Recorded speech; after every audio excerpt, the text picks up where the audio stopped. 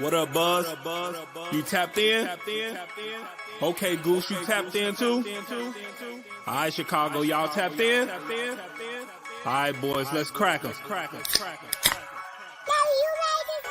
Feel like Mike in the fourth with the ball in my hands and I'm taking a shot. I'm the king in the madhouse on Madison, whether I make it or not. Now the crowd going crazy, they watching the play and I'm watching the clock. Got my shot in the air and the buzzer go off and I'm watching it drop. This team did things, MJ shot City 6 rings.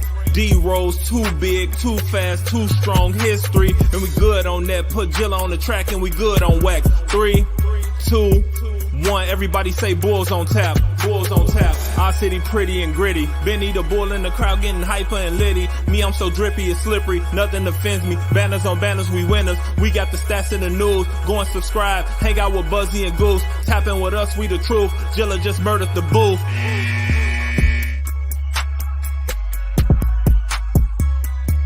Ladies and gentlemen, welcome to Bulls on Tap. I am your boy Buzz. I'm joined by my dude Goose, aka Bulls Scripted. We're here after a 197 loss. Bulls lose in Washington to the Wizards, the short-handed Wizards, albeit. And please don't get in the comment section and tell me how we were missing DeMar DeRozan. I'm ready for a fucking rant tonight. Before we get into this one, be sure to go on TapSportsNet.com for other Chicago sports literature and podcasting needs. Following us on Twitter at Bulls on Tap, at On Tap Sportsnet. Following my dude Goose at Bulls Scripted. Follow me at Buzz on Tap. Anywhere you can listen to podcasts, you can listen to us. 5-star rating and review because that's cool and tough. Also, if you're on Facebook or Twitter, go to YouTube, subscribe on Tap Sportsnet YouTube channel because that'd be awesome. Hop in the comment section. Talk to Senor, Chai Sports Fan, Rob when he's in here. Everybody else, I'm forgetting names. Alex Rude, everybody else who's in the comment section all the time. Goose, shouldn't have lost that one. And unfortunately, I can't believe I'm saying this. And please tell me if I sound like an idiot here, but we beat ourselves in the second half. Oh, no, undoubtedly. That third quarter was nothing but mental lapses and stupidity. You had plays in that fourth quarter where you have like a 5-on-3 advantage and Vooch can't catch the ball. Not that it was the greatest pass, but you're still like almost 7 foot tall. Like you should be able to like catch that and put it in. Like that's why you make $20+ million a year. It's really tough because Zach carried this team all night. That second quarter gave the Bulls a commanding lead going into the half. And they came out and they completely squandered it. And I don't know what that was at the end of the game either. We needed 3 points. I'm sure Zach was anticipating the Wizards to foul. It looked like that's what it was because they had a take left, and that's what Stacey kept saying, that Wright fouled him. But I mean, he reached in. They didn't call any fouls that whole fourth quarter. No, so they didn't. Going with the trend of what was going on there, they were letting you play. I was expecting a similar play call to what we got with the previous shot that Zach had just hit with 1 second on the shot clock, anticipating that foul that's going to send you to the line. The Bulls did not have any timeouts left. They would not have been able to advance the ball off of an inbounds play and a foul to send the Wizards to the line to play the foul game there. So really, you just needed a 3. And you kind of needed it as quick as possible because the Wizards did have that take foul. So I obviously not in the huddle to see what that play call was, but the execution was kind of confusing. Yeah, I'm not sure what the hell that was. I'm not even going to try to break it down. I don't know. Like you said, was he expecting the foul? Was it something like try to get a 2, then follow them, right? I don't know. And then heave a half-court shot with like 2 seconds. Like, did Billy not know that he didn't have more time? Like, what happened on that last play? There's a couple things about Billy tonight that I know you're going to get on this train because I about called you during the game and asked, where the fuck is Derrick Jones Jr. at?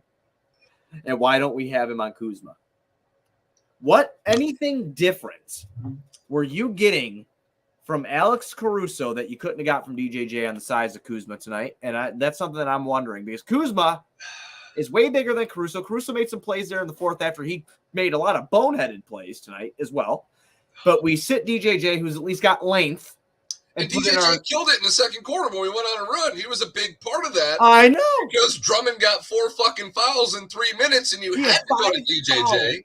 5 fouls in 8 minutes, Goose. We could have used his size tonight. They had nobody to fucking contest with him. Danny Abdi out-rebounded our whole entire fucking team. I'm fucking dead.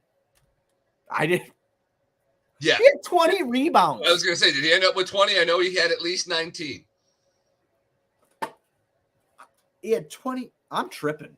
I don't know if this is real life. No, the team did not have an NBA caliber center on the floor tonight. Anthony Gill played a hell of a game for a reserve that really doesn't see time and has really just been waiting for his number to be called. He played a good game, dude. He probably made some noise for himself tonight. To go against what is at least an all-star caliber center in Vucevic and do what he did. You know, and then I wanted to if this game had a good ending, there would probably be a different tone because Zach killed it. There's only a couple of shots tonight that I questioned, but he had to do it because no one else was doing anything. No, I mean, even in that second quarter, he went on that heater. He had those 2 drives to the hoop with back-to-back and 1 calls, only converted on the 1, hits the step-back 3, then finds Kobe. And there's 3 possessions following that where he makes the right read, finds the wide-open dude. Pat misses a shot. I think Kobe botched one.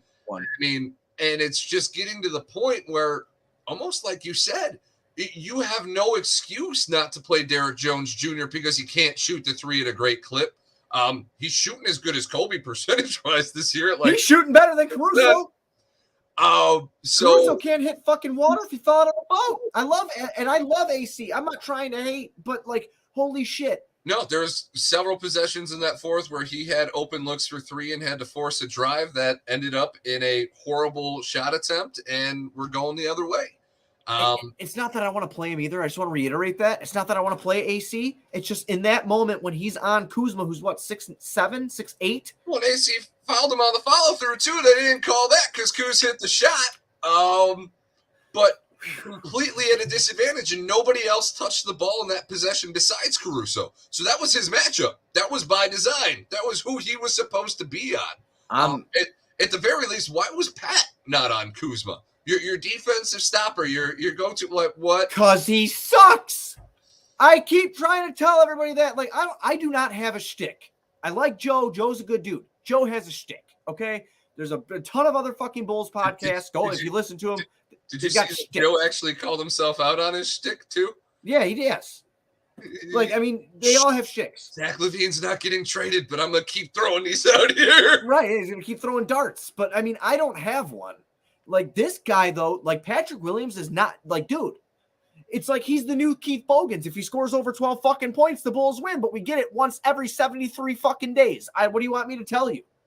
I don't get it anymore. Well, especially with DeMar out tonight, there's no excuse. No, there's no excuse for how badly he played, how many shots he passed up because he gets into his own head because he misses the first 2 of them. This guy is the best 3-point shooter percentage-wise on this team. You know what he did tonight, Goose? 0 for 2 from 3. He only took 2 threes, and he had a countless opportunity. He could have taken at least 4 more. You cannot shoot 40+% from 3-point land and take under 3 attempts a game. Especially in a game tonight where DeMar DeRozan is out, so you can't even use your Pat shtick that he's like to use a lot with this core is, it's all about getting the stars going. I'm kind of just there to support. No. Tonight we needed more than support. And you had the opportunity, and it wasn't seized. Zach LaVine is the only one who seized the moment tonight. And I guess if there's anything to hang your hat on as a Bulls fan, it is that man is clearly getting back to form. And if we do have to do a botched kind of retool rebuild, that he is at least himself, by all appearances. But that's not comforting because then you're still in hell. We're bad mediocre instead of good mediocre, and I don't know what that achieves. Maybe this season that's good with the top 4 protection. I don't know what the goal is right now. But as we're seeing in our comments at this point, trade Caruso, get some value for him before he gets hurt. We are at the point where we need to hear. There's a big one. We need to hear. Carpax Jr. You went a little overboard there. You got to tone it back. They get a decade before they get that. Yeah, it's too early to say that, but I can see the outrage with him. But Garpax Jr. a little too early for that. A little too early. We don't need any billboards yet, but we do need a press conference. Yeah. Oh, of course. Even Vooch tonight. But all the plays that were being run, did you notice nothing? Well, this team doesn't have a center. That's what I mean. Nothing was put towards the basket for him. Good old hard hat lunch pal Taj Gibson. And that's really all you had to worry about in terms of a defensive post presence. Yeah, I can't believe that. No, Brad, these fuckers bamboozled us. It's not too early. They've had their honeymoon. I'm not giving them any breaks, but I'm gonna tell you now. We just need counseling at this point, though. Yeah, we need counseling. Right. They made the playoffs in their second year here, so I'll take it. I know Garpax said that's not hard to do it in the NBA, I guess, so that's not really a good argument. But they made us exciting. A lot. They made us exciting. Anyway, I can't believe more plays weren't run for Vooch. He takes 14 shots tonight. Caruso. No opposing real center threats on the other team. No, nobody. Your secondary star gets 15 shots. Yeah, I'm again, I really don't know what to say about the performance in the first half. This team looked like they wanted to win. Zach was doing everything he could. He was complimented enough on the offensive and defensive end where the lead was starting to grow. And then you get into the third quarter and you are outscored 41-21. The most egregious play in that whole fourth quarter is after Zach hit that and one free throw at the end of the third quarter. And they fucking threw the ball down the court and got an easy layup before the quarter ended. That was the turning point of this game. I mean, it was already getting out of hand because they were starting to go on that run. But that showed me right there and then, you're still taking this team lightly. You still think you can come out in the fourth quarter and do anything. Double-digit lead to go down double digits. And then you resurge to put yourself in a decent position, only down 5 going into the fourth, having taken some momentum back. And you let that shit happen with 2 seconds left. Yeah, no, it's absolutely insane. And that's the thing. Like, if I'm in the huddle and I'm your teammate, I'm looking at you like, what the fuck are we so proud about? What are we so proud about in this huddle? Why do we have the confidence in ourselves that we're going to be able to come back and do anything? We're 19-23. We're about to be 4 games under 500, and Batman is sitting on the fucking bench because he's hurt. Your savior point guard that everybody keeps talking about, and that, you know what, I'll give Chai Sports Fan. This is what's pissing me off. We haven't made a move to get a legitimate point guard. I love Ayo, and you know that, but you're trying to compete. He ain't it. He ain't it to compete with. And Dragic came to answer. No, so you're trying to you're supplementing this shit with Lonzo Ball, which Billy comes out today, says he's not fucking running at all. So they're talking shutting down for the season. So what are you doing? What the fuck this? Well, and this is something that they've had to have known internally for over a month. They've known the whole time. They've known the whole fucking time. The whole reason, I said this in a prior episode, the whole reason he didn't get knee surgery earlier than he did is because the Bulls were fighting him on it. Because their doctors at Rush looked at him, right? The same shit. He wasn't comfortable. Their doctors look at him. He's not comfortable. He's still experiencing pain. So he undergoes a second opinion and goes to get surgery in LA. This is a joke, dude. This is fucked up. Like, they need to pick a lane now because you're losing the city because you're 4 games under 500 in a really weird Eastern Conference. You're not showing any sort of signs of life against shit teams. Are we still sitting 10th even after tonight? I will tell you right now. I will tell you that right now. If it's updated yet. I mean, it would be embarrassing. Yeah, we're 10th right now. We're 10th right now. Is Toronto playing, though? Did Toronto play yet? Or Toronto might be the only team that is more disappointing than the Chicago Bulls in the East this year. Just on the fact of the talent that they have and the potential blow-up that they're going to be running into. With the rumors coming out that Van Vliet turned down $114 million 4-year extension. You got OG that wants out. Like, their team is not looking very cohesive. And at least when I used to think of the Raptors, I just thought of a really gritty core that battled for each other. And that doesn't seem to be the case over there currently. So their struggles are, I guess, our blessing currently because we can lose to the Wizards with only Kyle Kuzma and Monte Morris on the floor. I mean, we didn't even say that yet in the episode. So if people didn't watch the game tonight, they would think that we lost to Bradley Beal and Kristaps and old friend Daniel Gafford. No, that's not what happened. We got beat by fucking Taji. Taj came out with Kuzma and beat the shit out of us. Dude, I'm trying again. The hard hat lunch pail over our heads. I'm tripping. I can't believe it. I was watching it. This is the trap we talked about, though. Well, we talked about how plausible 5-3 or 6-2 or a good stretch that could get this team to a 500 mark in these next 8 games would be. But we prefaced it with the fact that we play down to our competition. Our worst games have come against the worst teams, and it doesn't make any sense because we have nothing that we should be sitting on our high horse for. We've accomplished nothing. It's exactly why I set unrealistic goals for the fucking pickle juice, because I knew they weren't going to do it. And that's why I said, like, the whole time, I'm like, yeah, they're stringing wins together. Like, they beat a couple of good teams. Like, okay, all right, what's up? You know, this is great. Okay, cool. They're maybe trying to turn it around, but I still don't believe that they're going to do anything. And then they come out in a game where I'm like, you know what? After our last episode, you go 5-3 in this next 8. Well, it's a good thing we don't do halftime shows because we were like, oh, shit, pickle juice. No shit, dude. But I'll tell you what, man. Yeah, straight up fucking toaster bath, Chai Sports fan. I'm ready. This is ridiculous, man. It's ridiculous. Like, you come out here and you do that. There's no fight here. There's no nothing here. And when DeMar plays, it's more of the same shit. And listen, I like DeMar. I love DeMar. I actually love having him as a Chicago Bull, and I think it's been very fun. But it's your turn, my turn. Whose team is it? Bullshit. And I guarantee if we're all talking about it, it's happening in the locker room to a certain extent, at least thought upon. Well, I mean, Kobe White's unengaged half the time. Oh, but he plays great defense. I'm tripping, dude. I'm so fucking mad. Like, I'm looking at Patrick Williams right now, too, and I'm just ready. Like, seriously. Give me a box of Oreos. That's all I want for him. I want nothing else. You can eat the middle row. I will take the fucking end rows. And everybody knows the middle row is the best. You do. You know it. That's why you're laughing. I know. I was almost just ready for you to tell them to take the filling out of the Oreos and just give me the chocolate cookies. I'll take that too. I don't give a fuck. Like, at this point, man, I'm mad. I'm mad. I'm mad. Like, well, no, because the question with Pat has always been his demeanor, and unfortunately, in a game like tonight, demeanor rears an ugly head. Here's your opportunity to put all that.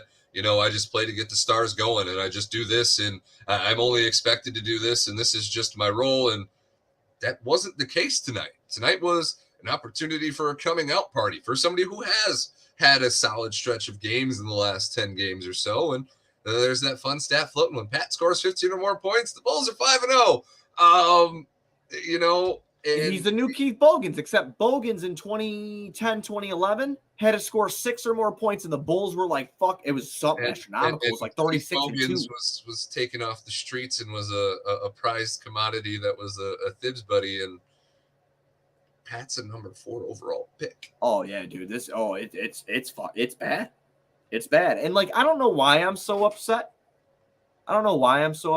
Because I've expected this team. Again, I picked 7th in the Eastern Conference this year, so that's the plan. I've been saying for the past 5 to 7 episodes, like, this team does not have it. Like, it's not working. But they come out and I guess it was that second half. I guess it was the second half. No, I mean, that's to see what you're capable of in the first half. And then to head to the locker room with this elitist, we got this in the bag, game's over, and you come out in the third and you let that happen is... He's wrong. He's wrong, by the way. I'm not saying they're going to save it, but we'd be in the fucking playoff picture. We wouldn't be 10th. Jeremy Grant would add at least, if you don't know what we're talking about now because we got off track because Chai Sports fan's a dick. He's our dick, our shared dick, but he's whatever. Anyway, that didn't sound good when I said it, and I knew it didn't. I'm just going to move on from what I said there. He's our friend that is a dick. But Jeremy Grant would be better for this team than Patrick Williams. The fact they didn't pull that trigger last year, that might be a fireable offense alone. I'm not calling for their jobs like Chai Sports fan is, but I am just irritated as hell. Dude, like, so many sharing dicks. Now there's just so many. We're getting dicked down by the Bulls. We're sharing one with Chai Sports fan. What the fuck do you want me to say at this point? I don't want to talk about it anymore. And then before we got on the air, just to pull like the screen back here, I'm breaking down the fourth wall. Like, hi, we were talking before the show started about Oklahoma and Golden State coming up. I don't feel good at all. I feel very bad, coach. Like, what are we going to do?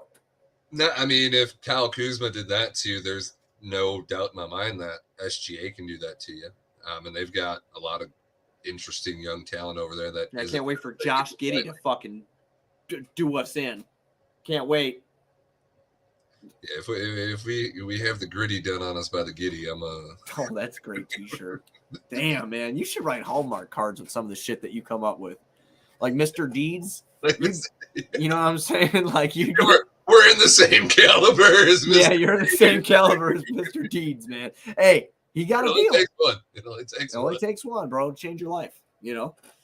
But yeah, we got, we pulled a Golden State from last night. Did you see that? Golden State lost to Phoenix, like with Phoenix had nobody, and Golden State just got Steph back. So it was in the lineup at one time. It was Steph, Clay, Wiggins, Dre, and Looney, and then Iguodala got in there with those guys. It was like the first time they hit the court since 2019 together, and they lost to the shorthanded Suns.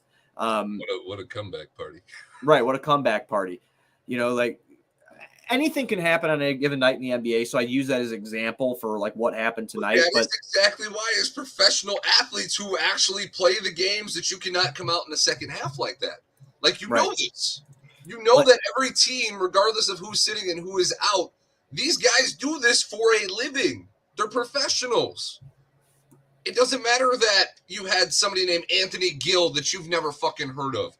And you have Monte Morris, who's usually just an assist guy. And you got Kyle Kuzma, who is LeBron's lappy and has tried to become an all-star everywhere else he's gone. And this year with Beal's injury, he's kind of gotten the shine to get the opportunity. But you let Kyle Kuzma beat you alone. Dude, Kuzma had 21 tonight. Monte Morris had 17. Gill had 18. And Rui Hachimura had 10. That was who I did fucking pretty good on that last game. You nailed that one. Thank you. You nailed that one. Thank you. Enunciation class with Buzz. Fucking classes in session. Thank you. All right. Anyway, I'm done talking about this because I'm getting irritated, but I do want to bring up the last play of the game one more time just because I always keep the tweets open on the side, on the second monitor. And Billy Donovan actually told, Casey and Joe are talking about it right now, said that Billy thought Zach might have anticipated them fouling him with one to give. The play, however, was supposed to be a 3. That's coming from Joe. KC right after Billy Donovan said the play call was for a 3 and that he has not talked Zach LaVine postgame yet. Bulls were also mindful that the Wizards had a foul to give. Billy Donovan is a very even-keeled coach. He's about as agitated as I've seen him this season after a loss. But Donovan also citing DeRozan's absence tonight on Wizards being shorthanded. I don't think we have the luxury of looking at who's in and who's out. Billy Donovan. So he seems pretty agitated, like KC said. The play call was supposed to be a 3, so Zach thought he was getting fouled right away, and he just threw a shot up there. So that's, again, now this is what takes away, honestly, I don't know if he would have hit the shot if he would have got the look, Goose, but this is something we should talk about for a minute. I just saw him do it on possession the Bulls had previously. Right. With 1 second on the fucking clock. This is what pisses me off about Zach. He didn't have time to think when he pulled that trigger on that 1 second left of the shot clock shot from 3. He had time to think because he had 5.3 seconds left on the clock to come out here and do something. Yeah, I'm going to go there. He doesn't use his fucking head. Guy. Did you just mute yourself? Did I? You cut out for a second. It was just you not. Oh yeah, I'm mad, bro. I'm fucking. My mic is getting scared out here. I mean, I had a feeling you were going there, and I think you might have a point. I mean, in the situations like the Hornets game that comes to mind where Zach hits the massive shot, it's a no-think moment. You get an Archie Diacono steal on the inbounds, kick out to Zach, put it up, put it in the hole. I don't know. Maybe Zach simply doesn't have enough experience with having a play drawn up for him at the end of the game. That's also a fair point that we could argue about. But when he does, follow the rules and don't think you're a star and getting fouled. You only got to the line fucking 7 times. No, I mean, and guess what? If he would have hit all his fucking free throws, we would have been tied and went into overtime. What did he finish with? I know at one point 4 for 7. Okay, yeah, 3 for 6. Then did you see what Miami did the other night? 40 for 40. Hit your free throws. Free throws win games. That is crazy that Miami got 40 free throw attempts after Jimmy Butler did not get that foul call at the end of the game, though. What is with the refs and make up games? Not even make up calls. We live in a simulation. Anymore. Nothing is real. Nothing. But that last 2-minute report was clean. I don't believe that. If anybody knows what I'm talking about, the end of that game. I know you're talking about. I don't know, man. This is just so fucked. I'm gonna continue doing the show with you because I like it. I love to have fun. I like to talk and laugh about my pain in front of people. But holy shit, please do something before February 9th. And that's all I'm going to say. That's coming quick. It is. It's the 11th of January today. So do something before February 9th. A month. So how many games do we have before that? I will tell you right now. I have the schedule pulled up. So we have 1, 2, 3, 4, 5, 6, 7, 8, 9, 10, 11, 12. We have 12 games left before the NBA trade deadline on February 9th. Thursday, February 9th.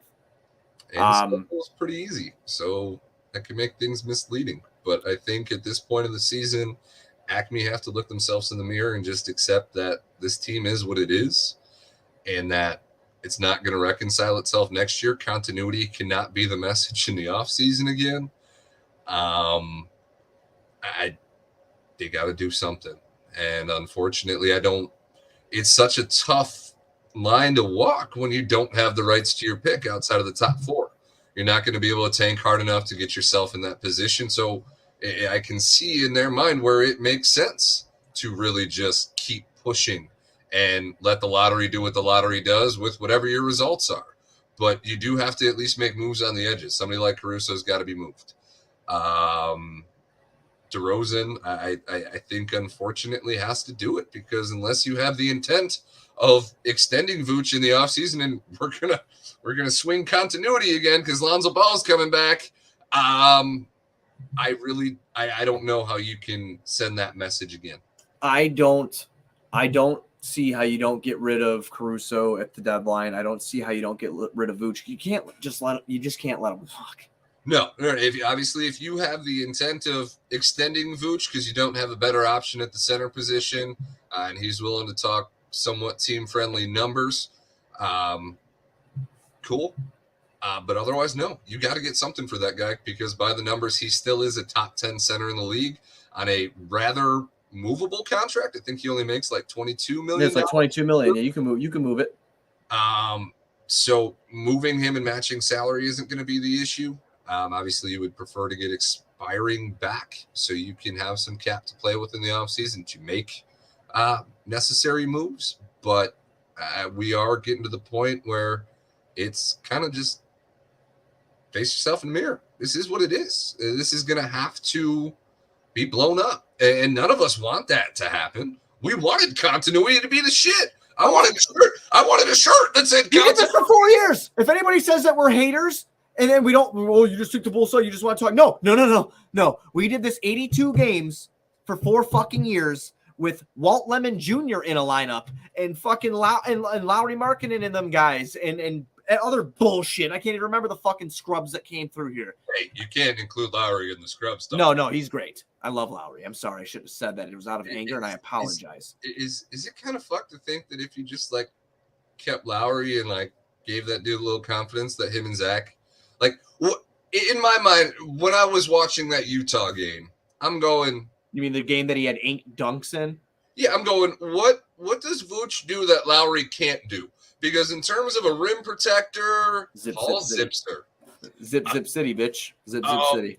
Because in terms of a rim protector, obviously Lowry sucks. Vooch is good at deterring, I guess, by the numbers, just being a big son of a gun. But there's really not much that I see Vooch do that I'm like, Lowry couldn't do that. Yeah, well, hindsight, I guess. Yeah, I changed the scenery. But I'm sorry, Buzz. For me, it wasn't hindsight. You know how much I invested in that, man. I got a fucking autographed jersey over here. I got the signed number 7 ball up there. Didn't I win that with you? I think you did. Yeah, we were together and we got buzzed up. Then we went back to the in-laws' house and had pizza. That's what, right. And that's what we did. That Beggars Pizza hit us up. Oh yeah, fuck it. Yeah, sponsor us, Beggars Pizza. Also, I like this. Everybody, if you have a Twitter, go tweet at Joe and tell him to come on the next Bulls on Tap. Go tell Joe to come and hang out with us. Seriously, go tweet at him. Jay Collie Hoops. He'll come on. Yeah, Joe is my guy. Yeah. Let's go on here and see where we can trade Zach Levine. Well, yeah, right. Zach's not moving, and I know that. I know they're not going to move Zach. But seriously, if we're going to talk about a retool, they really need to look at it. They need to look at it subjectively. And they either need to pick a lane here.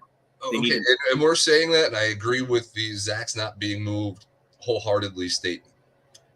But you sit on that for too long and somebody brings you an offer. What is that offer that you would say yes to? What is Zach Levine? For Zach? For Zach. What does the offer look like that makes you say, fuck it, we're blowing this whole thing up? I got to be realistic about it. I'd like 2 first-round picks that I think are going to actually turn into something. Okay. But I also don't want to wait that long again because I just went through it. Does that make sense? You're hinting to the Lakers picks because those probably will be worth a pretty penny. That's kind of what I'm hinting at, is because I don't want, like, you'd fucking trade him to the Lakers and you're not getting anything right away. You're getting shit back.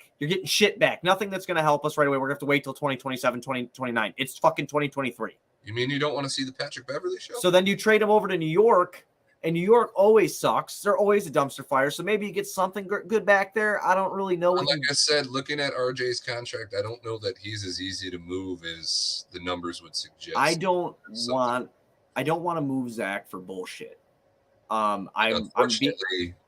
There's nothing on the horizon right now to move him for that makes sense to me. So if you got like a DeJounte Murray style offer that the Hawks sent out, which I believe was several firsts and a couple players. Oh yeah, I would have done that too because I think what are the Hawks doing right now? They're 9th, so they're right above us at 19 and 21. I mean, okay. Well, no, there's Trae Young talks there. Obviously, yeah, I mean everything's blowing up over there. So. And in my mind, John Collins is still a Bull after he got celebrated on top of. So, true. Yeah, there's a lot of speculation. There's a lot of different scenarios that you could throw out there. It's just they got to do something. I don't even know what they're trying to do because what our dude Michael in the chat said. I got to scroll up to find it, but he asked why is Acme not available? In a lot of sports, the GMs I don't feel like talk during the season a ton unless you're Rick Hahn. He didn't shut the fuck up, but I feel in a way it is a trap. Like during the season before the trade deadline, you dealing with tampering, which we've already been penalized for. You accidentally slip up and say something that you're talking about, which is what people want. We're only going to get generic answers right now. Anyway, it's going to be by the book, scripted bullshit. So that's my name. Just. I don't know that them speaking to the media is going to get us the answers we want anyway. It's just going to be generic and monotone. Exactly. It's just going to leave us more pissed off because they didn't answer the questions that we needed answered. Unfortunately, until probably February 9th, an hour before the deadline, we won't know what the fuck we're actually doing with this season. Other than the play that we're seeing on the floor, which suggests that we are not going anywhere, and we clearly need to recoup some value to try to put a team around Zach LaVine that I guess would be his team instead of bringing in somebody who kind of took over what was supposed to be his team. And that was great because DeMar's going to go down as probably the best free agent signing in Bulls history. But that's not saying much, is it? No, because I guess really it's kind of like Pau Gasol and like Dennis Rodman. Maybe? Dennis Rodman's probably the one just because of the success. He was a trade. I mean, I guess DeMar's technically a trade too. Yeah, Purdue. I think it was Will Purdue, if I'm not mistaken, went over to San Antonio for was Rodman. That a sign and trade though too? Because I don't think so. I was too little. Okay, yeah, I'm not going to have the details on that. I would have to go look. I was like 5. But either way, I guess technically, Pau Gasol still remains our best free agent because DeMar was traded for too. Yeah, and sign and trade, right? Well, fuck me, man. We got Oklahoma City up next. I don't know what the Bulls are going to do. Hopefully, they can come out and make something happen. They just lost a killer last night against Jimmy Butler in the Heat. They do, however, play tomorrow's the 12th, correct?